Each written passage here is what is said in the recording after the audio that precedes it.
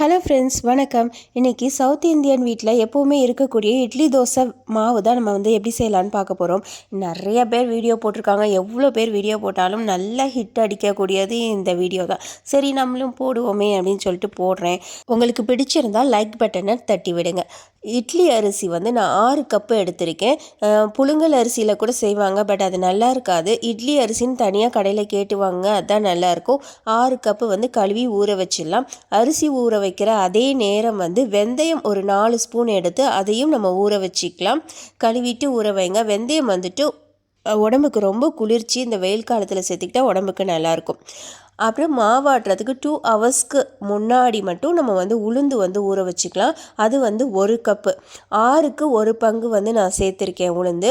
முன்னெல்லாம் பார்த்திங்கன்னா நான் 4க்கு 1 அப்படின்ற ரேஷியோவில் தான் சேர்த்துட்டு இருந்தேன். பட் இட்லிலாம் கொஞ்சம் சப்பையாக வரதுனால இந்த ரேஷியோவில் நான் இப்போ சேர்க்க ஆரம்பித்தேன்.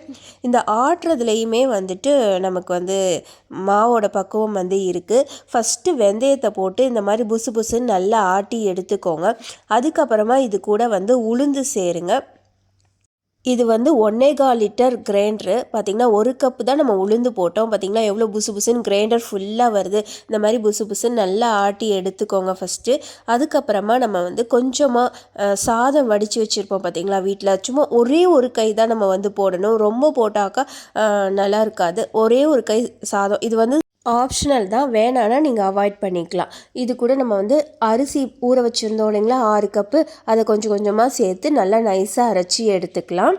இப்போ நம்ம உளுந்து ஆட்டி வச்சுருந்தோம் இல்லைங்களா, அது மேலே இந்த அரிசியும் போட்டுட்டு 2 டேபிள் ஸ்பூன் உப்பு சேர்த்து நல்லா கலக்கி விட்டுக்கலாம். உளுந்து லேசாக இருக்கும். அரிசி ஆட்டிட்டு அது மேலே உளுந்து போட்டிங்கன்னா அது மேலவே நிற்கும். அதனால் உளுந்து ஆட்டிட்டு அரிசி போட்டோம்னா அது நல்லா மிக்ஸ் ஆகிக்கும். அதுக்காக தான் ஃபஸ்ட்டு உளுந்து ஆட்டிட்டு அப்புறம் அரிசி ஆட்டுவாங்க. இதை 8 ஹவர்ஸ் புளிக்க வைக்கலாம். இங்கே மஸ்கட்டில் நல்ல வெயிலுன்றனால ஒரு 6 ஹவர்ஸ்லேயே நல்லா புளிச்சு வந்துடும். இதை நல்லா மிக்ஸ் பண்ணிவிட்டு ஒரு 2-3 பாத்திரத்துலேயே நம்ம ஊற்றி வச்சுக்கலாம் ஃப்ரிட்ஜில். ஒரே ஏனமாக வைக்கிறத விட இந்த மாதிரி 2-3 இதாக பிரித்து வச்சோன்னா சீக்கிரமாக புளிக்காமல் நல்லா 1 வீக் வரையும் நம்ம வச்சுக்கலாம். தேங்க்ஸ் ஃபார் வாட்சிங். பாய்.